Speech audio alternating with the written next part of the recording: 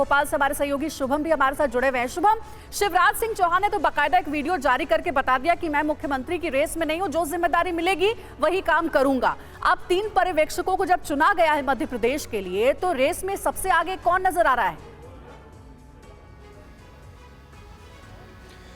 देखिए, इस बार बीजेपी ने जो विधानसभा का चुनाव लड़ा वो सामूहिक नेतृत्व पर लड़ा और कहीं न कहीं मध्य प्रदेश में अगर आप चेहरे की बात करें तो एक ही चेहरा कई वर्षों से नज़र आ रहा है, वो है शिवराज सिंह चौहान का। और ऐसा कहा गया कि मध्य प्रदेश में और कोई बड़ा चेहरा नहीं है सीएम पद के लिए, मगर इस बार बीजेपी ने इतने चेहरे दिए हैं कि लगातार 5-6 दिनों से चर्चा हो रही है कि क्या प्रहलाद सिंह पटेल, चूँकि ओबीसी वर्ग से आते हैं, वो मुख्यमंत्री हो सकते हैं। उनसे अभी हमने सवाल किया तो उन्होंने हाथ जोड़ दिए, धन्यवाद, जय श्री राम, इस तरह का जवाब दे रहे हैं। कैलाश विजयवर्गीय से कल पूछा गया तो उन्होंने कहा कि आप लोग मेरा नाम चला रहे हैं, इसके लिए धन्यवाद, रविवार तक चीज़ें स्पष्ट हो जाएगी।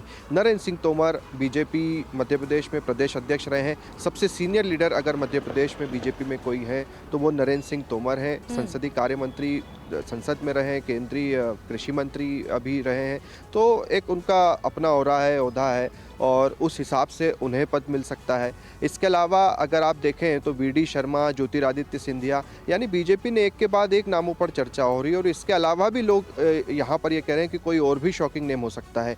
लेकिन 2 डिप्टी सीएम की बात हो रही है, क्योंकि इतने सारे नाम आ गए हैं कि वो चाहे ओबीसी वर्ग के लिहाज से भी देखें, आदिवासी के भी लिहाज से भी देखें, हर तरह का जातिगत क्षेत्रीय समीकरण बैठाकर ही बीजेपी इस बार मुख्यमंत्री और उप मुख्यमंत्री बनाने जा रही है।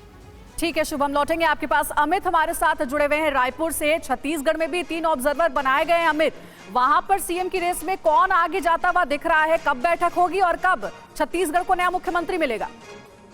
देखिए, कल तक ये फाइनल हो जाएगा कि किस तरीके से मुख्यमंत्री के नामों को लेकर विधायक दल की बैठक में बातचीत होनी है और उसके बाद बातचीत में फैसला होना है। लेकिन सबसे महत्वपूर्ण ये है कि 2018 के पहले मुख्यमंत्री के बाद डिप्टी सीएम का कोई क्राइटेरिया छत्तीसगढ़ में नहीं था। लेकिन अब बीजेपी क्योंकि 15 साल उस दौरान में रह चुकी थी, केवल एक मुख्यमंत्री रमन सिंह ही उस दौरान सरकार चला रहे थे। लेकिन अब बीजेपी दोबारा एक बड़ी बहुमत के साथ में, इससे पहले कभी 50 सीटों से ज्यादा बीजेपी को सीटें छत्तीसगढ़ में नहीं मिली थी, अब 54 सीटों के साथ में बीजेपी यहां पर आई है। जाहिर सी बात है कि उनका मत प्रतिशत भी यहां पर बढ़ा है। 6% ज्यादा मत प्रतिशत उनको यहां पर मिलता हुआ नजर आ रहा है। 46% वोट बैंक के साथ में चुनाव उन्होंने जीता है।